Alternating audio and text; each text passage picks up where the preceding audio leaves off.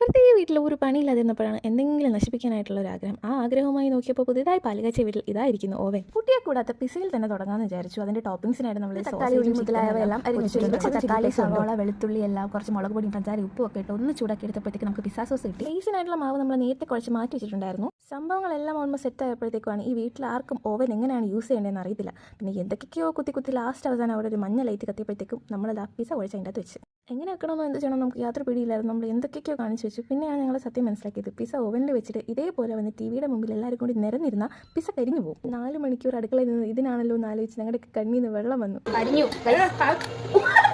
ഒന്നും നമ്മൾ ശ്രമം ഉപേക്ഷിച്ചില്ല. നമ്മൾ ഒന്നുകൂടെ പിസ്സ റെഡിയാക്കാമെന്ന് വിചാരിച്ചു. ആദ്യം ഗ്രില്ലിൻ്റെ മുകളിൽ വെച്ച സാധനം പിന്നെ നമ്മൾ ഇറക്കി താഴെ വെച്ചു. അതും പോരാഞ്ഞിട്ട് നമ്മൾ ഫ്രൈങ് പാനിൽ ഒന്നിട്ട് വേവിച്ചെടുത്തു. അപ്പോഴത്തേക്കാണ് നമുക്ക് പിസ്സ കിട്ടിയത്. പ്രൊഫഷണലായിട്ട് ഷെയ്ക്ക് അത് ഇവിടെ കത്രിക വെച്ച് തുണ്ടനെ മുറിക്കുന്നുണ്ട്. അങ്ങനെ ഞങ്ങളുടെ 4 മണിക്കൂറത്തെ എഫർട്ടിന് ശേഷം നമുക്ക് വെറുതെ കിട്ടിയത് ഒരു പീസാണ്. ജസ്റ്റ് വായിൽ വെക്കാൻ വേണ്ടി മാത്രം. പക്ഷേ അടിപൊളി ടേസ്റ്റ് ആയിരുന്നു. നല്ല ടേസ്റ്റ് ഉണ്ടായിരുന്നു.